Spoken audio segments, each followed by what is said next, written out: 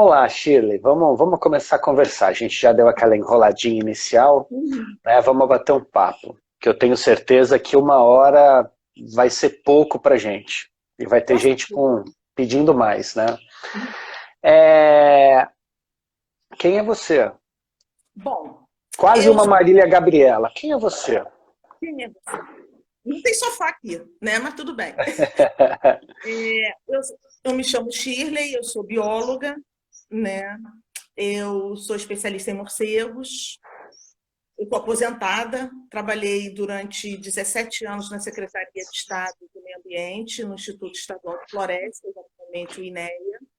Eu me aposentei em 2011 e depois que eu me aposentei, eu resolvi fundar o Instituto Resgatando Verde, que é uma ONG, né, uma organização não governamental, e para continuar fazendo as minhas pesquisas, né? Porque quando você se aposenta, você acaba perdendo a afiliação.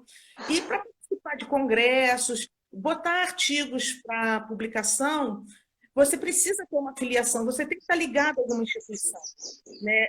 É uma coisa interessante isso, né? Porque te obriga até a você se manter dentro da área. E eu me reuni com um grupo de alunos, de colegas, biólogos e veterinários, né? E nós fundamos essa organização, o Instituto Resgatando Verde, essa ONG, e nós desenvolvemos com morcegos, inicialmente foi com morcegos, agora nós já abrimos mais, estamos agora com um projeto com primatas e um projeto com lepidópteros também, que começou esse ano de 2020. Mas desde a fundação do Instituto, em 2009, né, nós estamos trabalhando com pesquisa com morcegos, tanto em áreas florestadas, em unidades de conservação, no Rio de Janeiro, em área de Mata Atlântica, quanto também com morcegos urbanos, né? Ah, legal. Eu tenho que me fazer de desentendido, de entrevistador, porque eu faço parte da equipe. Então eu tenho que falar, nossa, cara, que legal esse seu trabalho e tal. Mas eu vou ter que me fazer de retardado, né? Mas de entrevistador que não sabe nada. Por isso que eu vou fazer um monte de pergunta para você que não tem o mínimo de cabimento de eu fazer, mas que vai fazer parte, né? Vamos lá, continua. Né? Então, desde 2009, né, nós fizemos durante quase 20 anos um estudo no Parque Estadual da Paraíba, né? E até nós publicamos no ano passado essa coletânea de 20 anos de estudo dentro dessa unidade de conservação. E de 2010 até hoje, né, eu posso contar 2020, que eu consegui pelo menos, apesar desse problema todo da pandemia, eu consegui fazer um trabalho de campo, coleta. Consegui ir ao campo um dia, né? E nós estamos trabalhando no Parque Natural Municipal da Freguesia, aqui em Jacarepaguá, no Bosque da Freguesia, onde nós estudamos a biologia dos morcegos urbanos, né? Sem abandonar, lógico, a parte dos morcegos que habitam áreas naturais, né? Nós também nós temos um outro projeto maior, né? Que é um projeto que nós gostamos muito, que é, né? E desse estudo nós desenvolvemos desde o ano de 2000, quando foi criada essa RPPN, eu e a minha equipe, a professora Patrícia Guedes, né, que foi... O que é RPPN? Traduz. É a Reserva Particular do Patrimônio Natural. É uma associação de unidade de conservação e ela foi criada na região da Caatinga, na divisa entre o Piauí e o Ceará. Então, eu e a professora Patrícia Guedes, que é especialista em primatas, ela faz parte da diretoria do IRV, a vice-presidente, a coordenadora de estágio, né? Nós fomos duas pesquisadoras que fizemos o levantamento da mastofauna dessa unidade e de lá para cá nós periodicamente vamos, né, fazer pesquisa na Caatinga, né? Sim. Do ano passado, aí a gente traz material, a gente coleta dados, a gente publica. E no trabalho aqui da unidade de conservação, aqui no Bosque da Freguesia, nós estudamos todos os aspectos dos morcegos, tanto a parte da biologia, comportamento, né? A gente tenta fazer essa inter-relação dos animais com a parte antrópica, né, com o homem, essa interação que existe, porque eles estão dentro de uma unidade de conservação, mas morcego é o bicho que voa, então ele está em tudo quanto é local. Tirando os polos, morcego está em tudo quanto é local. Polos e ilhas afastadas, nós temos morcegos espalhados pelo planeta. Animais que convivem com a gente e a gente tem que aprender a conviver com eles, né? Morcego, então, é igual barata, tem em todo lugar ou ele é melhor do que barata? Bom, morcego ele tem toda aquela mistificação, né, que as pessoas têm por causa do Drácula. Drácula e Batman é o que o pessoal morcego. Quando você fala em morcego, do pequenininho ao adulto, ele pensa logo no Batman, o super-herói, ou então no Drácula, aquele homem que vai sugar o teu sangue e vai te matar. Né? Então, você tem esses dois estereótipos de morcego, né, que foi usado com as pessoas. E isso é um trabalho que a gente tenta mostrar, né, porque o IRV também, além da gente desenvolver nós fazemos parte de uma instituição chamada, né, é o Programa para a Conservação dos Morcegos do Brasil, né, que é o PCM Brasil. PCM Brasil. Ele tem sede agora lá no Rio Grande do Sul, a presidente é a doutora Suzy Michel Pacheco, né? E o que esse programa faz? Nesse programa, nós fazemos um trabalho de conscientização, né, para mostrar a importância do morcego. Né, desmistificar essa questão de que morcego ou ele é o bom ou ele é o mal, né? Ele tem essa teórica, não posso dizer que ele seja totalmente bom, porque é um animal que a gente vai conversando, a gente vai mostrando que ele tem as duas facetas. O que para muita gente parece uma coisa ruim, né, não é uma coisa ruim. E às vezes uma coisa que parece ser bom para um não é bom para o outro. Então, a gente tem que tentar entender a complexidade desse animal e a gente tenta mostrar isso para as pessoas, porque é um estereótipo que eu sempre falo para os meus alunos, porque no IRV nós recebemos alunos na elaboração de projetos para fazer o TCC deles, né, o trabalho de conclusão de curso. Né? Atualmente, nós estamos com 16 alunos fazendo estágio conosco. Que beleza. Né?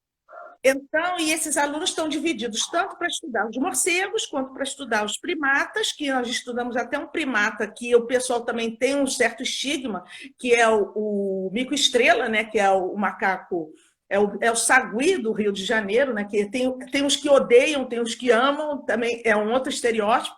E também temos alunos que trabalham com os lepidópteros, que é isso aí, é a coqueluche que todo mundo gosta de uma borboleta, né? Dificilmente alguém não gosta de borboleta. Mas voltando para os morcegos, né? Nesse trabalho que a gente leva a parte de conservação, mostrar a importância desses animais, porque eles ocorrem em todos os biomas brasileiros. Né? Em cada um deles, eles têm uma importância muito grande. Né? E as pessoas, às vezes, não dimensionam isso. Né? Que a gente sempre fala, morcego come inseto. Come. Ele come muito, come até aquela barata, sabe? Essa é a fala que eu uso para convencer as meninas, né, as alunas, quem está assistindo uma palestra, falou, olha, gostem de morcegos, porque eles comem barata, então ele já é um bichinho legal. E a coisa mais interessante, que aqui a gente mora em casa, né? Aqui aparece barata na minha casa, como aparece barata na casa de todo mundo. E o morcego come cabeça de barata. Oh. É uma coisa que eu nunca pensei na minha vida. Eu vejo só o resto. Na minha casa eu encontro só a barata sem a cabeça. Isso é um grupo específico de morcegos. Né? E são aqueles morcegos que basicamente moram no fogo da casa das pessoas. Né? Porque as pessoas às vezes não pensam que dentro do fogo da casa delas tem muito inseto. E os morcegos são atraídos para morar no fogo da casa, né? Porque lá tem barata, lá tem mosquito, lá tem muito inseto e eles se alimentam desses insetos. Existem espécies de morcegos aqui no Brasil que eles conseguem comer 1,5 vezes o peso deles em insetos por noite.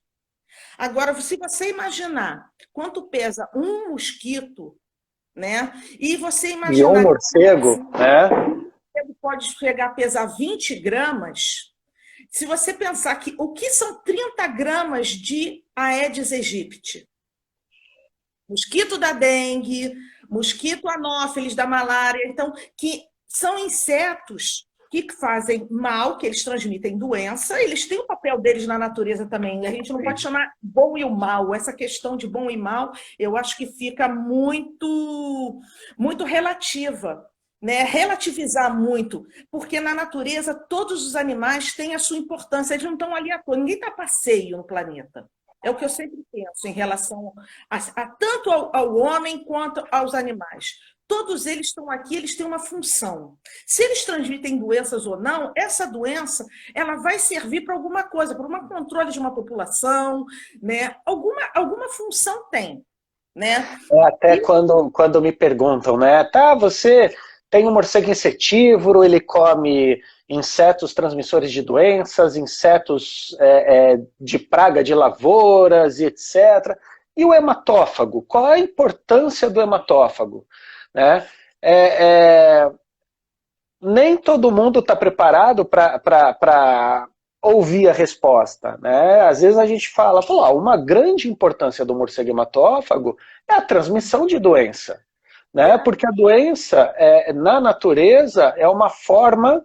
Na natureza é uma forma natural, natureza natural parece meio redundante, mas no ambiente é uma forma natural de você controlar uma população, de você estabilizar uma população. Né? Então a doença faz parte do jogo também da vida. O grande problema, falando dos morcegos hematófagos, que as pessoas só pensam, quando vem o morcego hematófago, elas associam diretamente ao gado, à pecuária, né, aos pequenos animais próximos da residência. Eles esquecem que os morcegos hematófagos, originalmente, eles estão nas áreas florestadas, e é ali que ele vai fazer o papel de controle das populações. O papel do morcego hematófago não é controlar a população do gado, não é controlar a população do cavalo, mas sim controlar as populações dos animais silvestres. Sim. Né? Essa que é a função. E, além disso, não só essa questão da transmissão das doenças, existem estudos que demonstram que a saliva do morcego hematófago ela é tão potente, um anticoagulante tão potente, que existem estudos para a utilização dessa saliva, não a saliva do morcego, mas o princípio ativo que ocorre na saliva, justamente para evitar problemas de trombose e infarto agudo do miocárdio. Isso. Se sintetizar esse princípio ativo que tem na saliva de um morcego hematófago, né, principalmente o Desmodus rotundus, que é o vilão da história, né, porque os outros não são tão problemáticos assim, que são populações menores. Então, a saliva de um morcego hematófago, ela tem uma importância medicinal, se você for parar para pensar por esse lado, né? Porque a partir dela é que você vai criar um produto medicinal que vai auxiliar o ser humano a controlar uma doença grave, que são as tromboses, que vão acabar dando um derrame, a questão da coagulação do sangue. Então, você já começa a tirar aquela questão do morcego mau.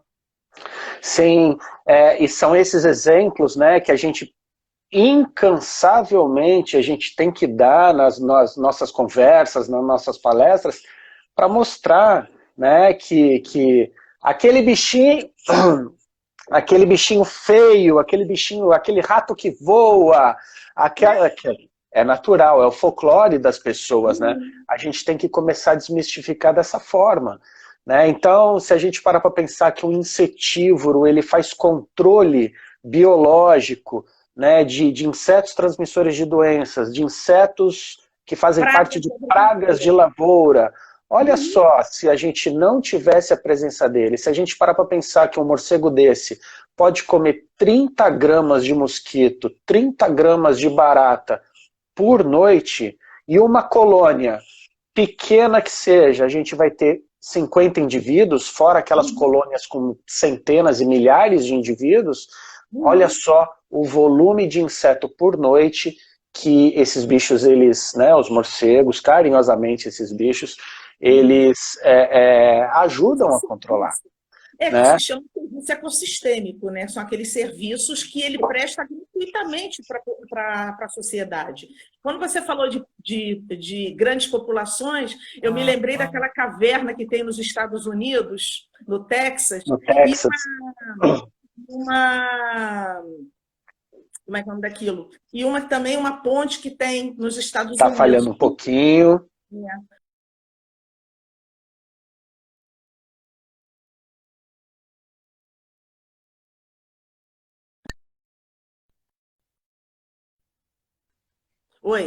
Oi, tá aí, pode falar. Então, eu me lembrei daquelas cavernas no Texas. Aí eu me lembrei também, porque uma coisa puxa a outra. Nós falamos do PCM Brasil, né? E uma das funções do PCM Brasil aqui, eu vou chegar onde que a gente estava falando de populações, né? Uma das funções do PCM, além de falar das conservações, nós temos uma meta de criar áreas de interesse para a conservação de morcegos dentro do território brasileiro por conta desses serviços ecossistêmicos que eles fazem, né? Shirley, que a gente vai falando. Oi. A sua internet está oscilando um pouquinho, né? Volta a falar lá da caverna, né? Desde a caverna deu uma falhada. Então, porque eu acho aquela caverna ali é fantástica, com milhares de morcegos ali, né? Conta pra gente. Então, o que acontece? No Texas existe uma caverna, né, que tem milhões, não são milhares, são milhões de morcegos. E é tudo de uma espécie só. E por coincidência, é uma espécie que ocorre no Brasil, da Darida brasiliensis, né? Essa espécie ela se distribui dos Estados Unidos até a Patagônia, até o Rio Grande, até a Argentina. E é um morcego. Essa caverna, né? Quando os morcegos saem no final da tarde, os satélites da NASA conseguem captar essa revoada de morcegos. São milhões e milhões de morcegos comendo insetos durante a noite. No final, que eles já fizeram mais ou menos uma contabilização entre peso e massa lá dos insetos, esse grupo de morcegos que emergem ao final da tarde dessa caverna comem toneladas de insetos por dia. Sim. Né? Não é uma coisa pequena para a gente imaginar. Né? Então, a importância desses bichos. E o que veio a me lembrar isso? No Brasil, nós também temos, não uma caverna com esse tipo de situação, mas em Tocantins, né? Aí voltando, deixa eu contar a história um pouco antes. Do PCM Brasil, o Programa para a Conservação dos Morcegos Brasileiros, uma das missões dele é criar áreas, indicar, os pesquisadores identificam as áreas aonde existem populações de interesse para a conservação de morcegos no Brasil. Na área que nós trabalhamos lá em Crateús, no Ceará, nós conseguimos fazer uma ICON, que é uma área de interesse para a conservação. Então, toda aquela região onde nós temos espécies ameaçadas de extinção, espécies endêmicas, né, ela está protegida, né, ela foi reconhecida pela Rede Latino-Americana para a Conservação dos Morcegos, a RELCOM, onde o PCM Brasil é membro e o IRV também é membro dessa RELCOM, junto com o PCM Brasil, e nós do IRV conseguimos implantar essa área para conservação de morcegos no bioma Caatinga. Foi a primeira ICON, área de interesse de conservação do bioma Caatinga. Nós temos uma outra área de interesse também em São Paulo, que é no Vale do Ribeira, também são áreas protegidas para conservação. Mas voltando a falar de população, no Tocantins, nós criamos o PCM Brasil, criou o sítio de interesse para conservação de morcegos. O que é isso? É um local específico, é um sítio, é um local onde você tem uma grande população de morcegos e esses morcegos fazem um serviço muito importante. E foi identificado por uma pesquisadora que trabalha conosco, a bióloga Darene, né, a Darene Mota. Ela fez essa pesquisa lá em Tocantins e é uma ponte. É uma ponte que atravessa a cidade de Palmas, e acho que eu não estou me lembrando bem o nome agora, né? Mas é uma coisa famosa. E existe uma população gigantesca de uma espécie de morcegos, é o mops, né? E ele é insetívoro, é a coisa. E eles fazem a mesma revoada que ocorre nos Estados Unidos, nós temos aqui no Tocantins. E ninguém sabia disso. Isso está virando ponto turístico na cidade de Palmas. Né? É uma ponte enorme que tem lá, vocês podem procurar, tem o vídeo na internet, no site do PCM Brasil, vocês podem olhar lá, tem o vídeo com essa revoada no final da tarde, que é a coisa, chega a ser emocionante. Você vê aquela quantidade de morcegos, essa área já está preservada, os morcegos não podem ser mexidos ali, né? Em breve nós vamos fazer as inaugurações, nós vamos divulgar isso, né? O PCM vai fazer essa divulgação e nós vamos começar a divulgar essas áreas de interesse, né, que foram criadas no Brasil. Tem outras áreas de interesse também. Isso para os morcegos insetívoros e, consequentemente, quando você cria uma área de interesse para conservação de morcegos, você está criando uma área de conservação para outras espécies animais. Né? Porque tem outras espécies que habitam aquele ambiente, sabe? Isso que as pessoas têm que pensar. O morcego, ele é apenas um indivíduo que está sendo protegido, mas ele está servindo para proteger aquele bonitinho, daquele gatinho, o macaquinho, entendeu?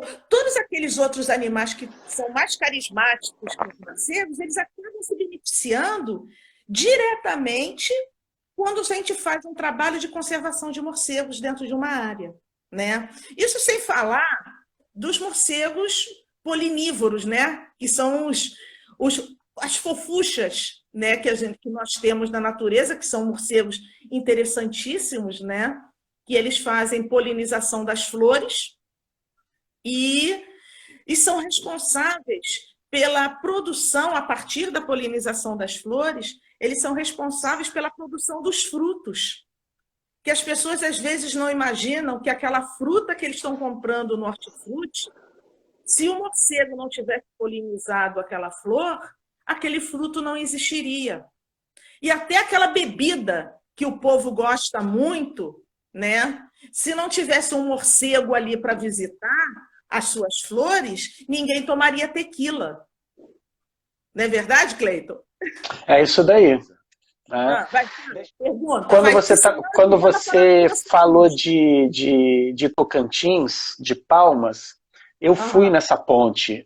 Eu fiz um trabalho de treinamento para o Ministério da Agricultura para o controle da raiva. A gente treinou as equipes das defesas sanitárias dos estados para fazer o controle de morcego hematófago. E um dos locais, né, onde nós reunimos as equipes dos estados do Centro-Oeste foi em Palmas. O treinamento foi em Palmas e a gente passou muito por ali. Aquela região tem cavernas lindas, maravilhosas e com toneladas de morcegos, né? Então, assim, é uma região muito bonita e vale a pena visitar, porque a ponte, acho que até colocaram o nome, se não me engano, Ponte Fernando Henrique Cardoso. Né? É um lugar muito lindo, é um cartão postal maravilhoso de Palmas e aonde a gente também vê muito morcego ali. Né? Continua. Bom, o que acontece? Que eu estava falando dos morcegos polinívoros, né? Nectarívoros, né? Que são aqueles morcegos que assustam principalmente à noite, né? Tirando os outros que a gente vai conversar depois, são aqueles que visitam os bebedouros de beija-flor, né? Porque as pessoas elas gostam de colocar aquelas garrafinhas de beija-flor, né? E esquecem de tirar a garrafinha no final da tarde. Então, sempre tem um resíduo daquela aguinha com açúcar e os morcegos acabam indo visitar, acaba atraindo os morcegos e as pessoas acabam deixando a janela aberta, né? Porque o Rio de Janeiro, uma temperatura quente no verão, e os morcegos acabam adentrando a casa das pessoas e apavorando todo mundo.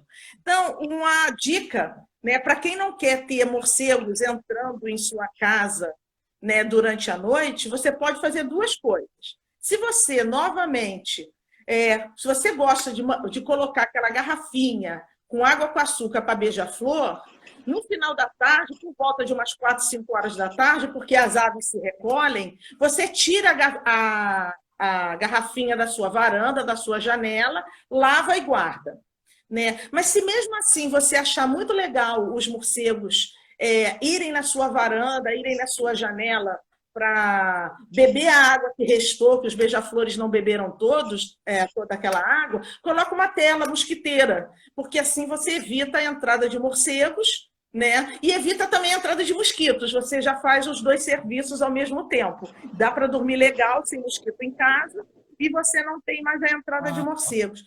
Mas a gente não pode esquecer que esses morceguinhos pequenos, que eles visitam as flores, eles são muito importantes. E são morcegos pequenos, eles não causam nenhum problema, eles são extremamente frágeis, né?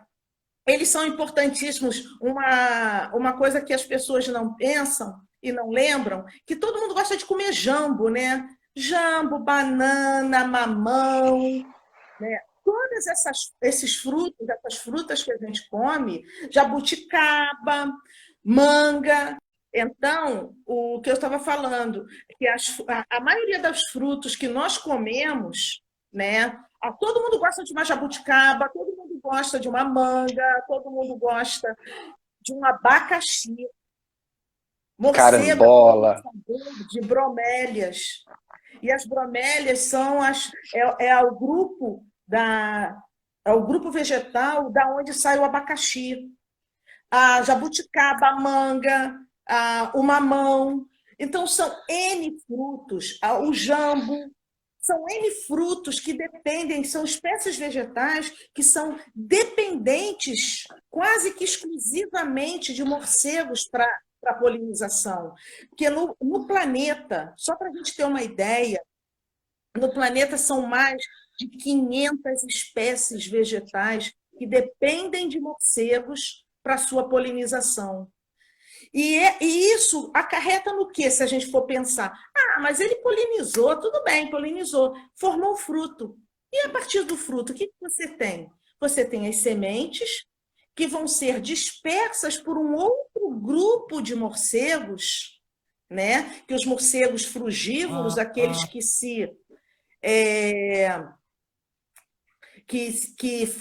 alimentam de frutos e que fazem a dispersão de sementes. Então, você tem uma ação interligada, né? Os morcegos polinívoros nectarívoros vão polinizar as flores, essas flores vão se transformar em frutos, esses frutos vão ser comidos, né? Vão servir de alimento para um outro grupo de morcegos que vão espalhar as sementes desses frutos e vão fazer a recuperação de áreas degradadas. Então, nada na natureza é separado. Todo mundo é interligado. Eu fiz um estudo sobre o jambo, eu falo do jambo porque eu fazendo um trabalho de campo, eu caminhando, eu olhei para o chão e eu vi um monte daqueles estames de jambo caídos no chão. Quando eu olhei, eu vi os morcegos visitando as flores. Aí eu fiz um estudo, descobri quais são as espécies, até publiquei esse trabalho. E depois, eu acompanhando esse exemplar, esse jambeiro, eu verifiquei que quando houve a produção dos frutos, os morcegos maiores, os frugívoros, estavam pegando aquele fruto, se alimentando e dispersando a semente. Quer dizer, aonde você encontra uma semente caída, às vezes você olha, você passa na rua, você vê uma semente caída no chão, você olha assim e fala assim, meu Deus, esse fruto, aí você procura em volta, não tem uma árvore. Como é que aquele fruto foi aparecer ali, aquela semente? Foram os morcegos que estavam transportando. Como é que aquele pé de goiaba veio parar no teu quintal se você não tem goiabeira? Aquela jabuticabeira vem parar no seu quintal se você não tem jabuticabeira no quintal, né? É sempre assim. É pitanga, nasce um pé de pitanga do nada. Então você começa a pensar daqui a, como é que isso apareceu? É um dos serviços ecossistêmicos que os morcegos fazem, né? E é fazer a produção de frutos a partir da polinização e a distribuição de sementes, e vai fazer o quê? Vai fazer a recuperação das áreas degradadas. Isso. Né? Estudos que foram feitos por pesquisadores, né, que já foi feito um acompanhamento de uma área que foi desmatada na Amazônia, e foi feito um estudo ali, ninguém plantou nada, e deixou com aquela famosa história, deixa que a natureza se recompõe. Né? Se você deixar... Quem é a natureza? Rebrota. Né? Por quê? Porque são os morcegos que estão fazendo isso. Porque o que acontece para as pessoas entenderem mais ou menos, conhecerem como é que funciona o mecanismo? Os morcegos são tão incríveis. Gente, não é porque eu trabalho com morcego, não é porque eu só faço nada por 20 a mais de 30 anos. Mas os morcegos, o aparelho digestivo dele é tão bem adaptado que existem espécies vegetais que só germinam depois de passar no trato digestivo de morcego. Porque os ácidos que tem no estômago e no intestino, eles tiram a película que cobre a semente, e a semente já está... A polpa do fruto. Já tira aquela casca, né? Limpa a casca do fruto, e quando aquela semente cai no chão, ela já está pronta para germinar. E isso já foi feito um estudo também, que quando a semente... Foi um trabalho do professor Perac, né? Ele trabalhou muito com isso. Então, o que acontece? Já foi feito um estudo que, se a semente passa pelo trato digestivo de um morcego, ela germina 25 vezes mais rápido do que se você pegasse aquela mesma semente e você colocasse para germinar. Então, o intestino... Gente, é uma coisa muito louca, porque o intestino do morcego ajuda na disseminação das sementes, porque ela já sai pronta. O intestino do morcego é responsável por recuperação da Amazônia. Para pensar nisso. Isso é semente cocô de morcego tem poder. Cocô de morcego tem poder. Então, o que acontece? Quando a semente passa, ela já sai pronta, ela já cai pronta para germinar. Né? E se é uma área degradada, ela vai germinar muito mais rápido e daqui a pouco a floresta está de novo em pé. Sabe? Eu lembro desse trabalho que ele fez uma comparação, né? Ele pegava sementes antes de passar no trato digestivo e ele plantava ali no laboratório. E ele pegava sementes já saindo pelas fezes, né? E ele plantava, então, sementes em 2 estágios ali de digestão, né? Uma não digerida, outra já digerida. E ele viu que aquelas que já tinham passado pelo processo de degradação, de digestão, né? Cuja polpa tinha sido já digerida e tinha sobrado só aquela parte realmente da semente, ele percebeu que essas sementes tinham um poder de germinação muito maior do que aquelas sementes que não tinham passado pelo trato digestivo. Ou seja, às vezes até um morcego, quando deixa o fruto cair, ele pega, captura o fruto, sai voando. Nesse voo ele deixa o fruto cair, essa semente, né, que está dentro do fruto, que não passou por um processo de digestão, vai ter mais de dificuldade para germinar do que aquele que passou pelo processo de digestão, que vai germinar com um potencial muito maior do que aquela semente que caiu, aquele fruto que caiu cru, aquela semente que caiu crua no chão, na natureza. Fantástico esse estudo, cara, eu adoro, eu tenho uns slides, né, dele que mostra isso, fantástico, fantástico. E aqui a gente faz um trabalho desse aqui no Bosque da Freguesia, né? Eu com os meus alunos, nós capturamos os morcegos, né? A gente não mata os morcegos, né? Porque dependendo da situação, né? Mas aqui no Bosque da Freguesia, que nós trabalhamos há mais de 10 anos que nós estamos trabalhando aqui, nós capturamos os morcegos, pegamos as sementes e nós estamos produzindo as mudas. Vamos agora começar esse ano de 2020, já com os alunos.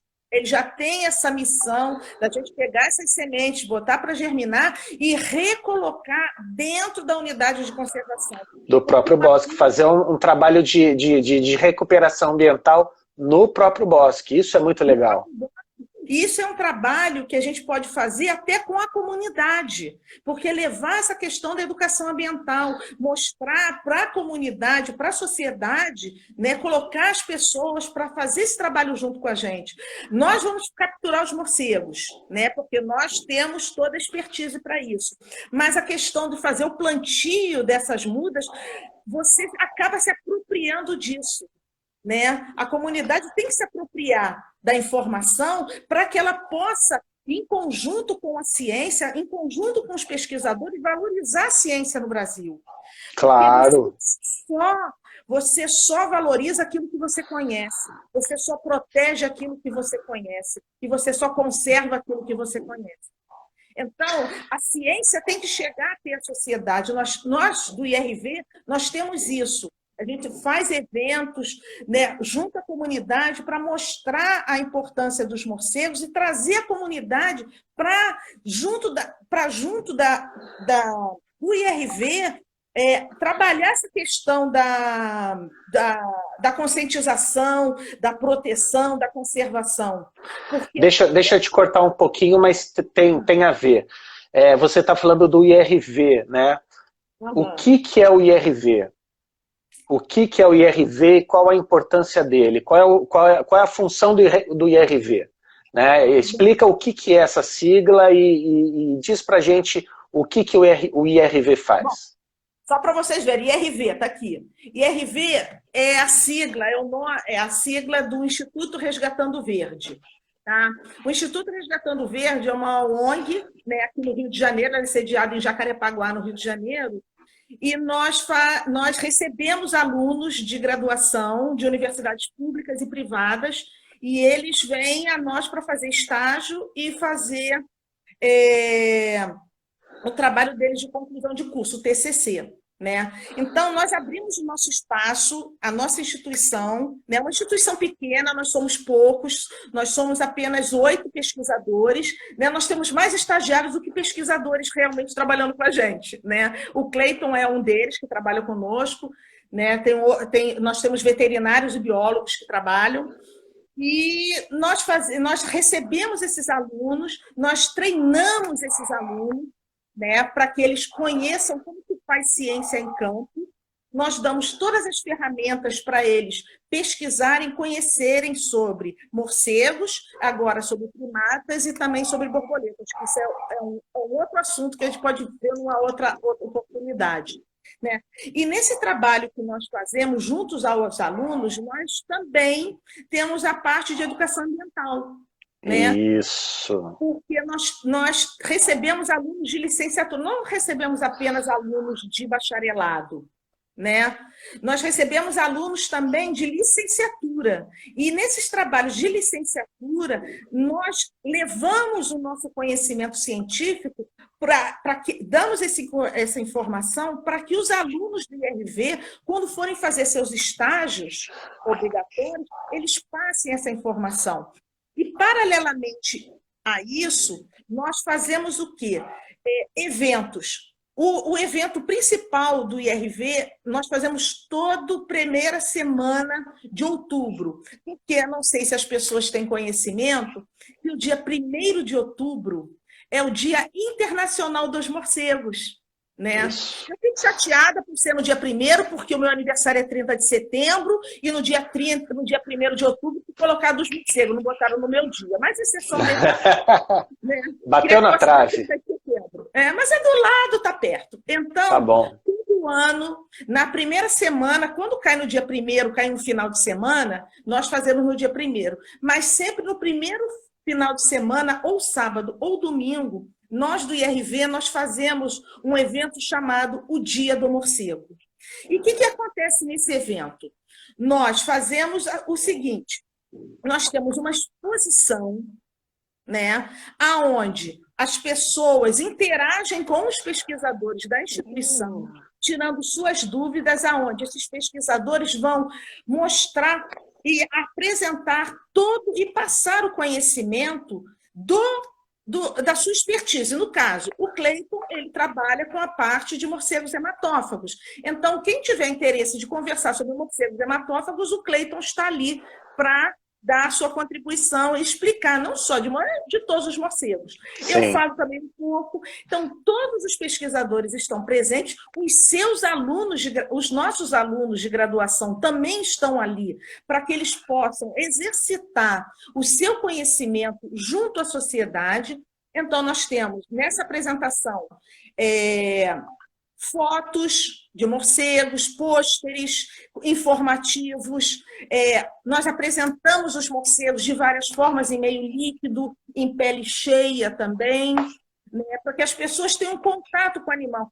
Porque normalmente o que acontece é que as pessoas têm medo de morcego porque elas não conseguem ver o morcego.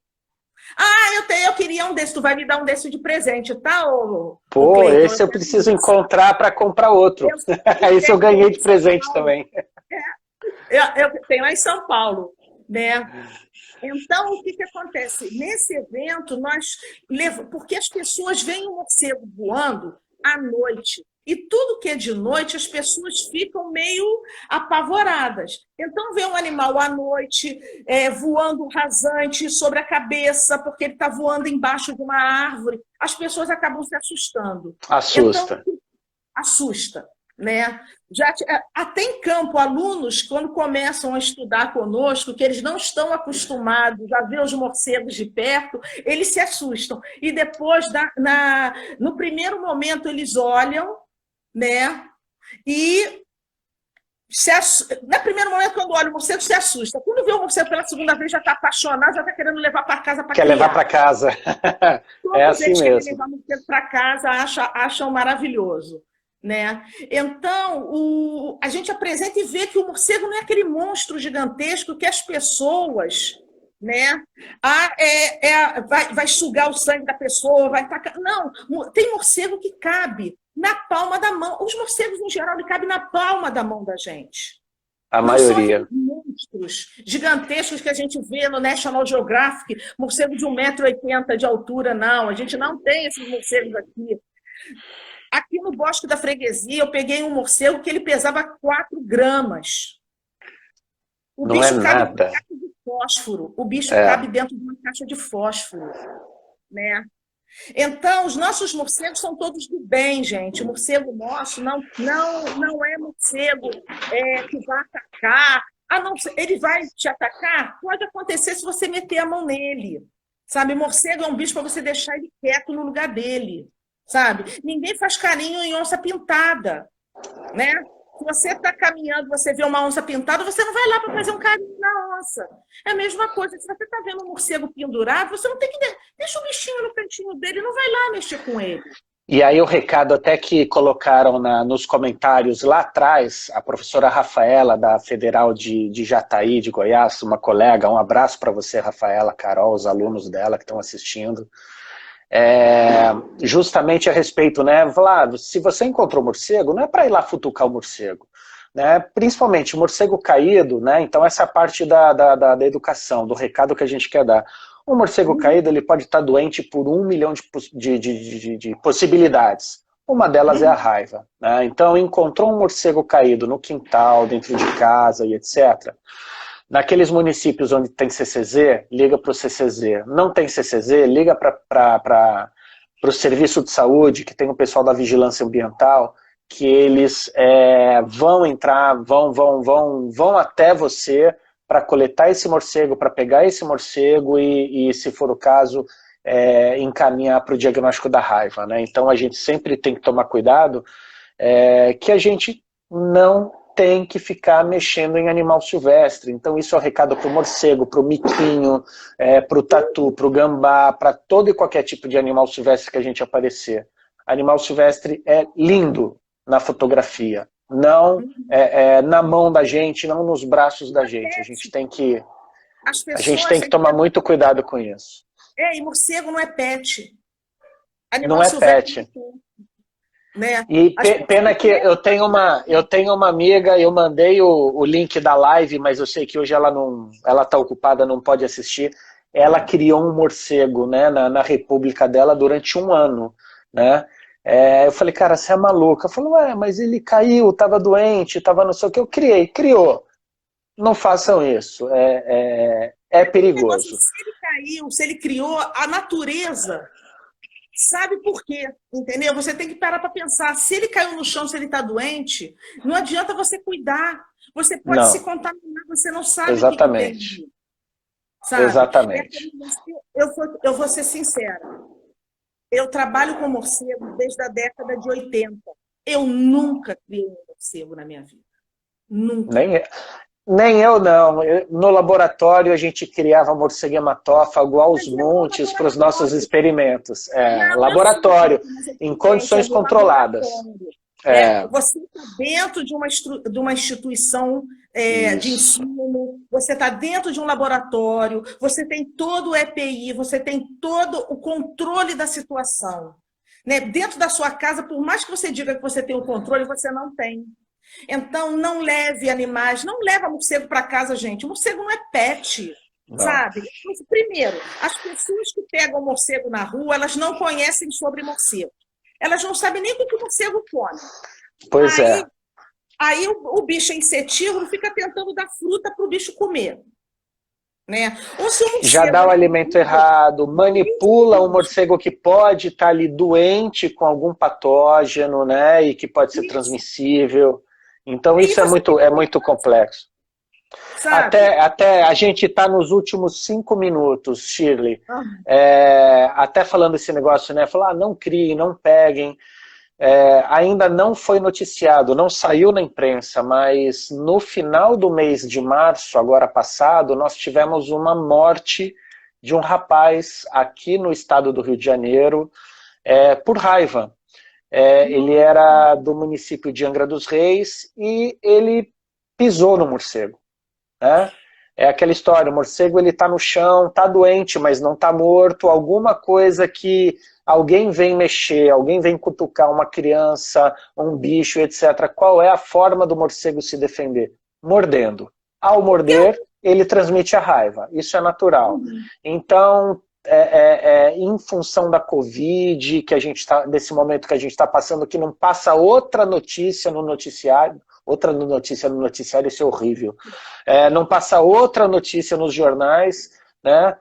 Isso não foi noticiado, mas nós perdemos um rapaz, um adolescente agora, final do mês passado, ele foi internado no Hospital do Fundão, tentaram o tratamento, não deu certo porque a clínica já estava muito avançada e ele morreu de raiva, transmitida acidentalmente por morcego. Só uma coisa, antes da gente terminar, pessoal, morcego brasileiro não transmite Covid. Por favor, os nossos morcegos são espécies completamente diferentes daquelas que ocorrem na China. O que ocorre na China, ocorre na China. Brasil são outros bichos. Então, inclusive, não há que morcego brasileiro não transmite Covid. Não tem coronavírus morcego brasileiro que transmita para ser humano. É mais fácil o ser humano transmitir para morcego do que morcego transmitir para o ser humano. Inclusive, nós estamos com uma recomendação, não só no Brasil, mas na América Latina toda, uma recomendação que os trabalhos de campo com morcegos, que todos os pesquisadores, todos aqueles que fazem trabalhos de campo com morcego, que parem, né, suspendam temporariamente os trabalhos, porque nós, ainda enquanto pesquisadores, nós podemos ainda estar assintomáticos e ao trabalhar com morcegos e manipular, capturar, fazer a coleta, nós podemos ter o risco de transmitir para os morcegos e inserir esse vírus na natureza, inserir esse vírus nas colônias. Então, os trabalhos, não estou dizendo que todos os trabalhos foram suspensos, mas 99% dos trabalhos de campo de morcegos na América Latina, eles foram suspensos. Momentaneamente, temporariamente, até esse risco grande da Covid, né, ela reduzir e parar com esse problema todo. Né? Shirley, 3 minutinhos. Antes de você, né, dar sua mensagem final, eu queria deixar aqui, cara, eu tô parecendo, nossa, astro de televisão, cara, deixar meu abraço, meu beijo pro pessoal da Federal de Jataí, pessoal do IRV, a Patrícia tá aí, a Bedete tá aí, o vozão dela também tá aí, tá todo mundo assistindo, então um beijão para vocês, o pessoal do IRV, professor Edson, que trabalha comigo lá na universidade, né? Um abração para você, Edson. E, cara, a gente tá aí. A Shirley, vocês veem o perfil dela, IRV, né? Instituto Resgatando Verde, ela está à disposição, e a gente na Infecciosas também. Tá bom? Shirley, que pena que foi rápido, mas 1 minuto e meio final. Rafaela Brasil, manda um beijão pro Marlon. Eu conheço o Marlon desde a época de graduação. Fala que eu mandei um beijão para ele. Gente, olha, muito obrigada, Cleiton, por ter me convidado. Né? Se vocês quiserem continuar conhecendo o trabalho do IRV, né? Nós temos o nosso Instagram e nós temos também nosso Facebook, né? Instituto Resgatando Verde. Olha lá o que a gente faz. Né? Se vocês quiserem entrar em contato conosco, o nosso e-mail é resgatandoverde@gmail.com. Né? Estamos abertos para a gente conversar, trocar ideia, receber aluno. Né? Eu acho que a ciência é feita assim, a gente tem que dividir, tem que levar para todo mundo o que a gente faz, que não adianta... Ciência não é para ficar guardada na gaveta dentro do laboratório. A ciência é feita para ser divulgada para a sociedade. E é isso que o IRV faz. Levar a ciência para os alunos e divulgar. Né? Muito obrigada a todos pela participação. Né? E estamos aí.